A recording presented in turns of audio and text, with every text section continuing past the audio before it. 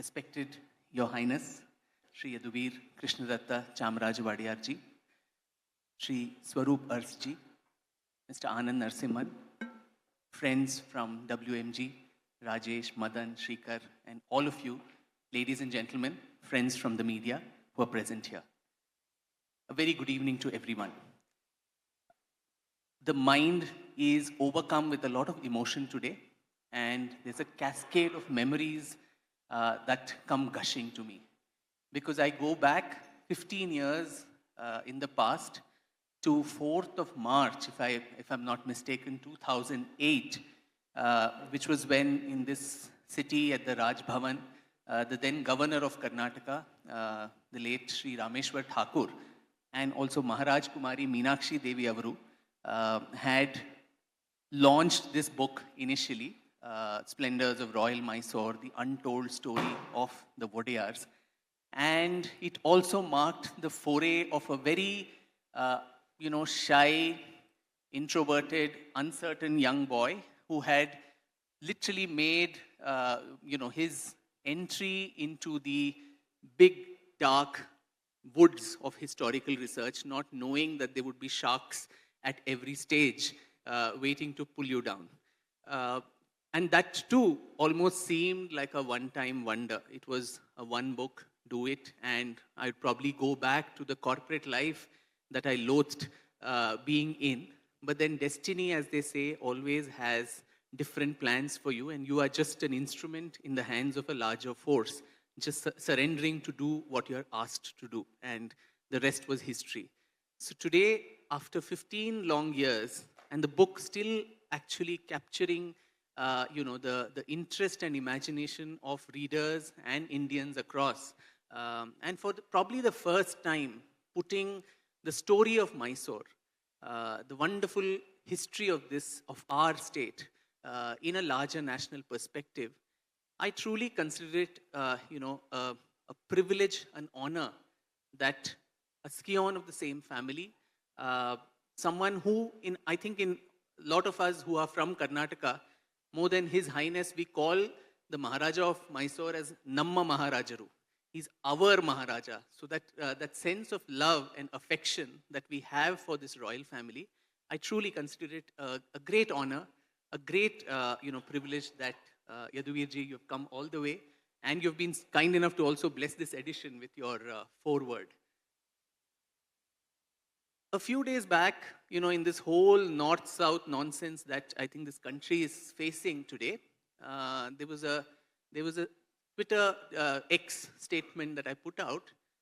I'm half a Tamilian, my father's side having come from the very fertile Tanjavur belt, Kaveri belt in Tamil Nadu, constantly, of course, being persecuted, being discriminated, opportunities not being made available thanks to the Dravidian movement that raged there all through the early part of the 20th century till the 1960s. One branch of my mother's maternal side that came from Maharashtra, and being half a Maharashtrian, persecuted again in the aftermath of the 1948 very gruesome anti-Brahmin riots that happened in the aftermath of Gandhi's assassination, about which we know so little about. Another branch of my maternal side came in from Hyderabad state, again being persecuted by the Razakars there just before India got her freedom. And where did all these persecuted Hindu families of this part of what is now so famously touted as the United States of South India, where did they all come to take refuge? Almost like, children coming back to the womb of their, mother, to the lap of their mother, who would protect them, who would give them shelter and also opportunities for their survival and growth. It was the Mysore state.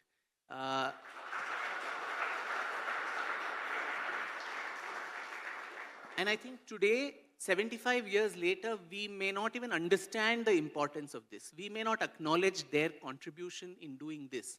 But today, if in this part of Karnataka, the southern part of Karnataka, which was the old Mysore state, if Kannadatva is still alive, if Kannada is still, rich and thriving, if our faiths, if our language, if our customs, our cuisine, our costumes, every little thing, our festivals, the Dasara, all of this is still alive and thriving.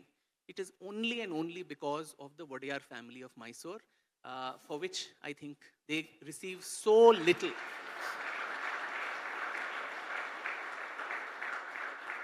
They receive so little, acknowledgement. And we in Karnataka, and particularly in Mysore, we are not the in-your-face, aggressive PR, going all over. I mean, Rajasthan sells itself so well, but Mysore doesn't. They remain shy and, laid back, and our work will speak for it. We don't have to tom-tom what we do from the rooftops. That is the general nature of this part of the country. So in the process, I think all these stories somehow get forgotten and lost, and we think of them as just yet another royal family among the 500 odd princely states that ruled India at the time of independence. And in the course of my brief intervention today, I hope I will be able to illustrate to you how that was not the case. My foray into this, before I get into that aspect of it, I'd like to go back on to memory lane and take you back to the time my foray into the whole writing of this book and into historical research itself was highly serendipitous. It was just a very, very happy accident, never planned, never thought of. And I think if there is one person I need to thank wholeheartedly for this, quite unexpectedly and with no expected help from his side, was Mr. Sanjay Khan. I'm sure most of you would know that in those days, on Doordarshan, the only channel that we all saw, there was this serial, very popular serial called The Sword of Tipu Sultan, with Sanjay Khan in the lead role. And if you remember, the royal family of Mysore was shown in an extremely poor light in that serial. The Maharaja of Mysore, then Immadi Krishnadatta Wadiyar, was shown almost like this, obese retard who was dancing along with the court dancer. The Maharani of Mysore, the very sagacious Maharani Lakshmi Ammanni Avaru, she was shown as one of those typical vamps from the Ekta Kapoor serials, constantly conniving, conspiring with one eyebrow up always, trying to pull Tipu Sultan down. And there was lots of, unrest, if you remember, in different parts of southern Karnataka then. And this was not politically motivated, no right-wing, left-wing, nobody actually spearheaded this, protest against the portrayal. As I said, in old Mysore state, you had the portraits of the Maharaja along with gods and goddesses in their houses. Even Gandhiji, when he came to Mysore, when he interacted with people of Mysore, they used to tell him apparently that this place is ruled by a god. And Gandhiji himself said this is Ram Rajya, and the ruler then, Nalvadi Krishnadatta Wadiyar, was termed by him as Raja Rishi, or a saint among kings. So for someone like that, I mean, the family which had touched the lives of so many individual Mysoreans, Kannadigas, this portrayal somehow upset the whole apple cart. And, if you remember, there was also a fire that broke out in the studio, and Sanjay Khan's face was burnt and so on. And the local Kannada media was agog with lots of conspiracy theories that this is the curse of the Wadiyar, and this is why, you portrayed him that way, and that's why you had to face the consequence. Now, at that time, I was a young boy of probably 12 or 13 years of age. And to be very honest with all of you, and I'm unashamed to say that, history was my most hated subject in school. And almost the maximum amount of punishments that I've ever received in my growing up years was for history and social sciences, kneeling down outside class, never being able to memorize who succeeded whom, which war was fought in which year, and all those extraneous, unnecessary details that we are fed with. Now, for someone like that, this somehow became, I don't know what happened, though family-wise there was no connection to Mysore at all. I just wanted to know the truth behind this false representation that was done. And thereby, it became almost like a family project. My whole family got roped into this, this research journey. And today, I also, along with the royal family, along with Yaduveer ji, I also want to acknowledge that aspect. My family, my maternal grandmother, Ajji, who of course is not around. She was not around in flesh and blood even to see the first book come out. She used to accompany me along with my parents too. And I didn't know Kannada then or to read and so on. So she would help me. She would literally read those, there used to be this very extensive annals of the Mysore royal family called Shriman Maharaja Ravara Vamshavali. And then in Hale Kannada, there used to be several, kavyas, nibandhas written. Charanakavi Govinda Vaidyas, Kanthirava Narasaraja Vijayam, Chikkadevaraja Wadiyar's, Chikkadevaraja Binnapam. All these things, she would just read it out and explain it to me. Typically, Ajji Kathe, that used to happen, and that was the research methodology. Then also meeting members of the royal family, meeting old-timers in Mysore, archivists, this little boy in half pants moving around there, asking questions, sitting in the corners of the palace. And I used to be good at a little bit of sketching, so I would make portraits of the Maharajas. And it was all for a log book that I had kept for my personal use and for my personal journey. And over 10 years, this madness lasted, even as board exams and bits pilani and this and that happened. There was that Mysore bug that had bitten.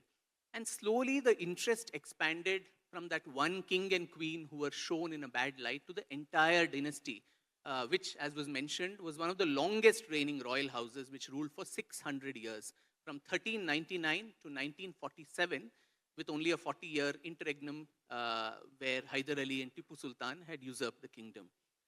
But it was shocking and alarming that, such a long reigning house, and also with so many firsts to its credit, this royal family did not have a modern book written on it, which covered this entire thing, the political, the economic, the social, the cultural history, and the contributions that they made to the making of modern Karnataka. And so there is a very famous quote of American writer Toni Morrison, who said, if there is a book that you want to read and it hasn't been written yet, you must be the first person to write it. And so that is when I decided that all this research that was done over 10 long years could be put together in the form of a book. And that's how this book came about in 2008. Since then till now, I think thankfully there is a little more awareness that the history of India is not just the history of Delhi and some dynasties in and around that, as we are normally made to believe. Large swathes of India, particularly the south of India, which do not get the representation that they truly deserve, I think that's slowly coming to light. So as I said, in this writing of this book, I must, on a personal note, also acknowledge those family members of mine, my maternal grandmother, and of course my parents. We came from a very lower middle class family then, and literally went up the ladder through sheer dint of hard work. And at that stage and time when, just making ends meet for survival was so difficult, the fact that my parents would come all the way and it would be so easy for them to say, you'd rather improve your grades in history in school and not get so many punishments, sit down and mug it up and get better marks. Instead of doing that, the fact that they accompanied me to Mysore, got bored of it. And that's one reason my father said, I've heard enough of Mysore, I'm not coming for this evening to listen to you yet again about this. But truly, my father, my mother, who's no more, and of course my maternal grandmother, I owe a deep sense of acknowledgement and respects for all that they have done to ensure that life actually took a different turn. Coming quickly to, and before His Highness, his intervention begins, I'd like to give a very quick primer on this 600-year-long history. Don't worry, I won't take 60 minutes. I will do it pretty fast. So 1399, as was mentioned, was when this dynasty was established by the intervention of these two young princes who came from Dwarka in Gujarat, according to legend. They come all the way to Mahishuru, the land of Mahisha, where Mahishasura was apparently slain by goddess Chamundeshwari, who established herself on the hill there. And they were so enamored by the place, and that is when there was a lot of political turmoil there in Mahishuru, and that is where they killed the local upstart and took over the reigns of the kingdom, and established the Wadiyar dynasty. And the Wadiyar, the very name was for people who were lords of 33 villages. So there were a number of other Wadiyars. Anybody who had control over just 33 villages could get that surname or title. So they were one among several other feudatories of the mighty Vijayanagar Empire, all through those almost 100, 200 years of its foundation. But once Vijayanagar collapsed with Talikota and the remaining branches also dissipated, that was when in 1610 you had the very illustrious Raja Wadiyar, who established his supremacy and autonomy of Mysore by breaking away from Vijayanagar and establishing the kingdom with the capital at Srirangapatna and ascending the golden throne that you saw in the AV also. And he also, a lot of the traditions of Vijayanagar were inherited, like the Dasara traditions, the Mahanavami Dibba that was there, that is still there at Hampi. All these traditions were bequeathed to the Mysore kings, and they carried it forward, adding their own improvisations to a lot of that. The Simol Langhana that is done on Vijayadashmi, all these trace back to the Vijayanagar times. And after that, of course, you had a series of very, very chivalrous, illustrious, and great rulers. Doddadeva Raja Wadiyar, who built the steps to the Chamundi Hills. The Nandi that you see there was also established by him. You had the raw, chivalrous Ranadhira Kanthirava Narasaraja Wadiyar. And I'm sure those of you who are Kannada speaking, I'm sure you would have seen that very wonderful Kannada film by Dr. Rajkumar, the one and only Rajkumar, who enacted the role in the movie called Ranadhira. Single-handedly, 25 wrestlers from Tiruchirappalli, killed. Ranadullah Khan from the Bijapur Sultanate pushed back, and Mysore literally growing its wings in the Deccan. You had also Chikkadeva Raja Wadiyar, who was a very astute administrator, and 18 departments of government that he established. Even today, the Karnataka High Court is called Athara Kacheri. And that was the same Athara Kacheri that Chikkadeva Raja Wadiyar actually established. And it's in commemoration of him that this is still called Athara Kacheri. And a very, very astute administrator who established the independence and autonomy of Mysore. But then, like all dynasties go through their series of ups and downs. You had a very depressing phase of weak monarchs who led the powers of the kingdom slip into the hands of their very powerful ministers called the Dalvois.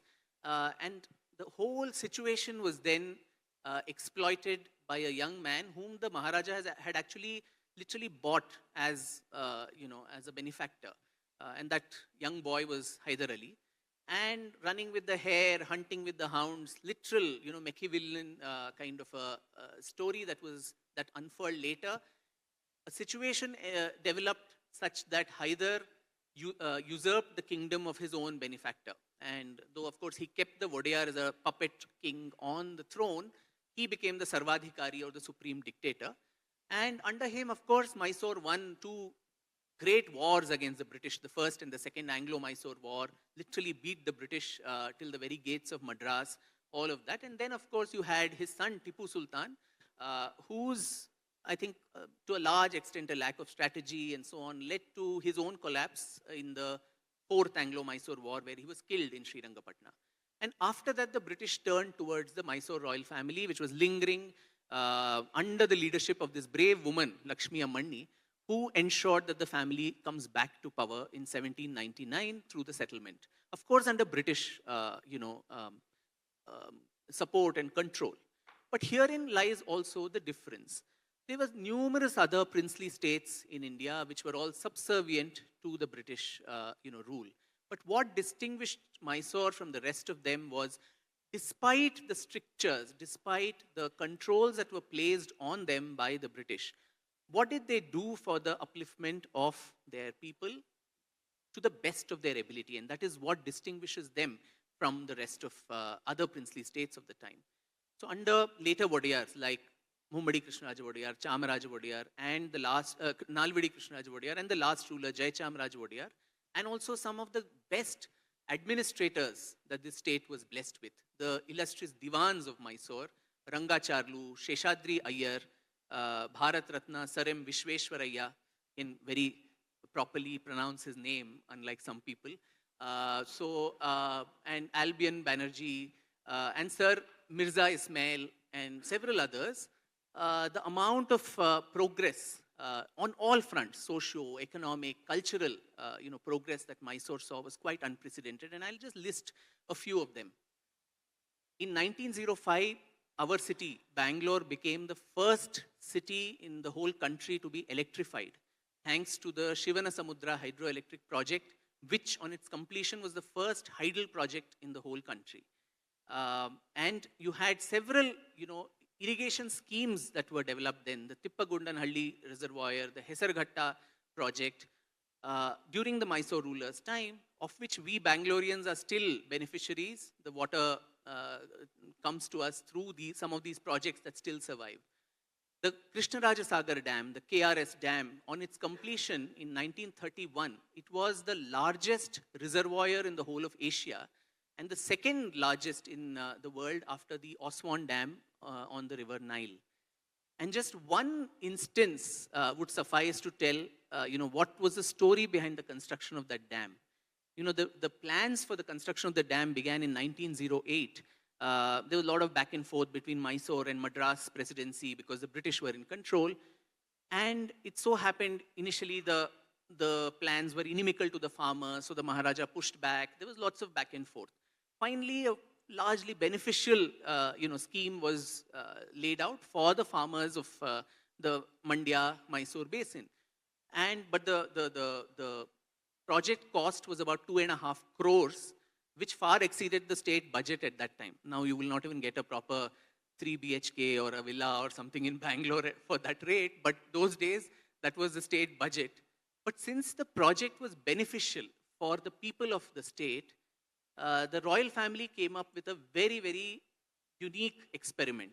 All the jewels, the gold and silver, plates, ornaments were all collected and sent to Bombay, where they were pawned at competitive rates. And the money that was so raised was sent back as seed capital for the KRS dam. And I don't really know how many such examples are there of selfless, contribution for a public project by the members of a royal family.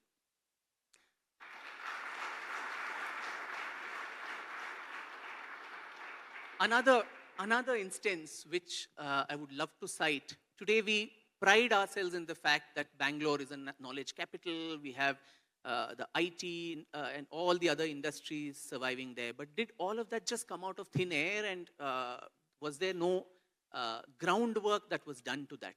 Of course there was, because in 1901, you had the Royal Society of London sending Sir William Ramsay, who was the Nobel laureate of chemistry, to come to India to set up an institute of higher learning and excellence in science.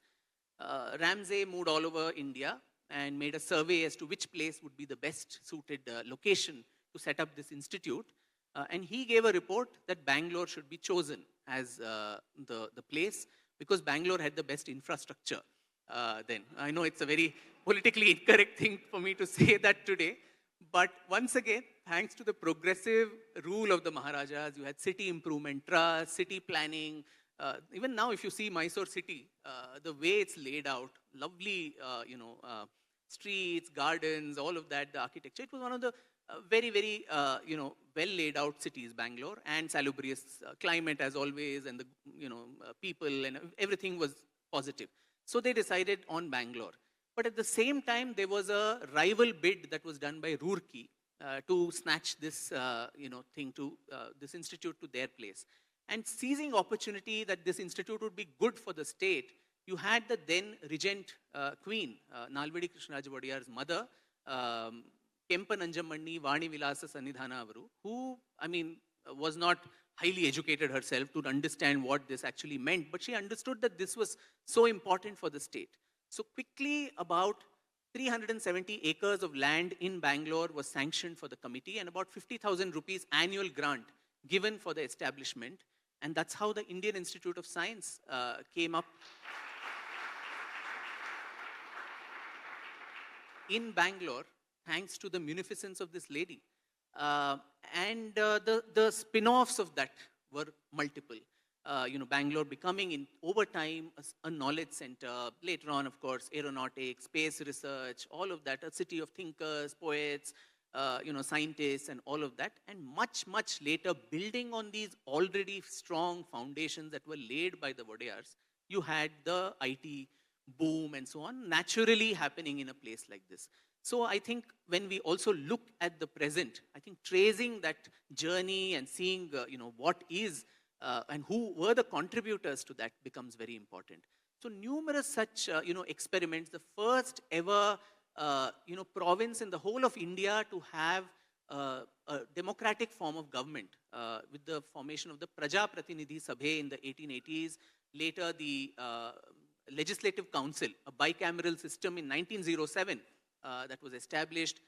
Extension of franchise to women, implementation of things like animal husbandry, family planning, reservations for people, backward communities in government jobs, educational institutes across the country for different communities, minorities, women, every group, all of that, and plethora of industries, as we know, the Bhadravati iron and steel plant, the Mysore sandal soap, the Mysore Chamber of Commerce, different industries that came up in Mysore, all of this contributing to the economic progress of the state. Along with that, I think another very important contribution that this state, under the Wadiyars that Mysore made was to the cultural ethos of our state.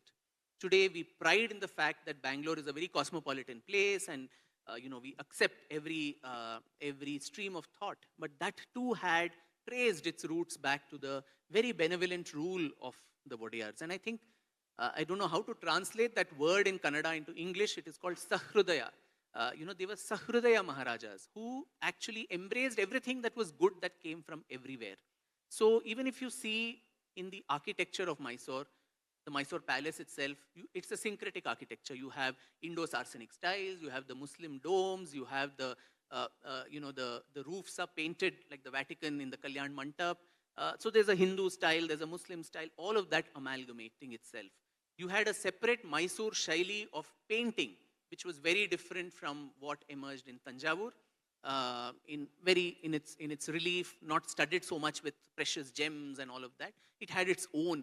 So there was a unique identity, and today I think that's more important because we keep talking of identity politics, identity, ours is best, and so on. So Mysore did develop its identity, but that was not again in an aggressive manner of pulling down someone else and saying my identity is better than yours. You just develop your own unique ethos and identity, but never at the cost of running down someone else. In the field of dance, Bharatanatyam, there was a separate Mysore Shaili of Bharatanatyam, which sadly has completely gone extinct. The last doyen of that was perhaps Dr. Venkat Lakshmamma, after whose demise this dance, there are no practitioners now. Where a large part of it, Bharatanatyam, which is performed seated, and not with all the nritta that is done, in the Tanjavur Bani. And there too, the syncretism. You have a lot of Kathak mudras that were brought into the Bharatanatyam Shaili. You had a salam, kind of a thing. You never have a salam mudra in the typical Bharatanatyam. Of course, the salam was for the Maharaja, but still that became a part of the dance of Mysore. There's an old Kannada poem which says, Veeneya Bedagidu Mysuru. Mysore as a citadel of the playing of the veena. So the veena, one of the oldest instruments of our time, which Goddess Saraswati is shown as playing, Mysore developed its own shaili of playing the veena. Again, very different from what Tanjavur was, what the other banis or shailis were in other provinces of India. Some of the greatest names of Indian classical music, Carnatic music, were in the Mysore court. Mysore Sadashiv Rao, Mysore Vasudevacharya, Bidaram Krishnappa, Veene Sheshanna, Shamanna, Subbanna, Venkatagiriyappa, Harikesh Nallur, Muttaya Bhagavatar, a long list goes on. But what was again unique about Mysore was it was not just the Carnatic Shaili that was encouraged like other princely states. You had the Hindustani musicians too finding equal importance there. Abdul Karim Khan spent lots of time in Mysore, and on his way back is when he passes through North Karnataka, and that's how the Kirana Gharana gets established in those parts. And that's why North Karnataka is the citadel of all the Kirana doyens, Gangubai Hangal, Bhimsen Joshi, all the Kumar Gandharvji, and all of them. You had Barkatullah Khan, Gohar Jan, you had several musicians from the north who found place in the Mysore court. But alongside, there were also Western classical musicians.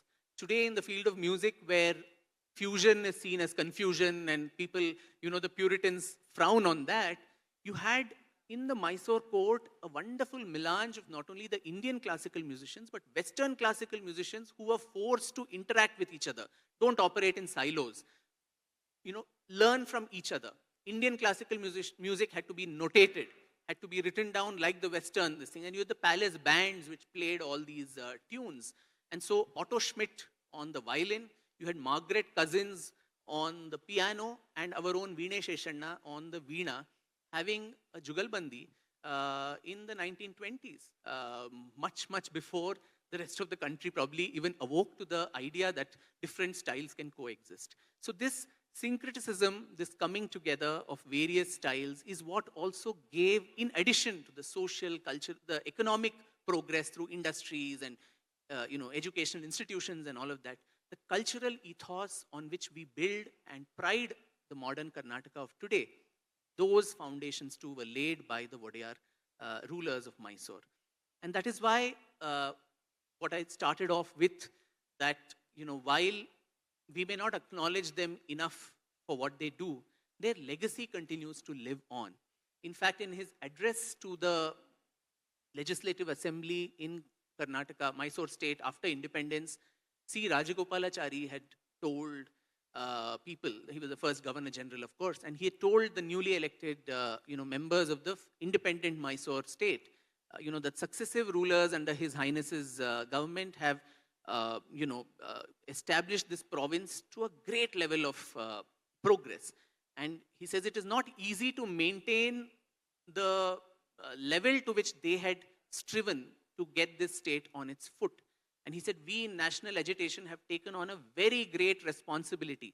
And he ends by saying, if I were here, I would not sleep peacefully because I knew that there's so much work to do. Of course, sadly, I think several successive chief ministers of the state continue to sleep peacefully, which is why the level of progress is not expectedly what it needs to be. But nonetheless, I think history gives us that mirror in which we can identify ourselves and also see where we have come from, take genuine pride in that, and chart a course ahead for the future. With these words, thank you so much for a patient hearing, and also for being part of a very, very, for me personally, a very emotional, a very, something that I'm deeply, in love with, the whole ethos of Mysore, just for being here and sharing my joy on this very significant occasion. Thank you so much.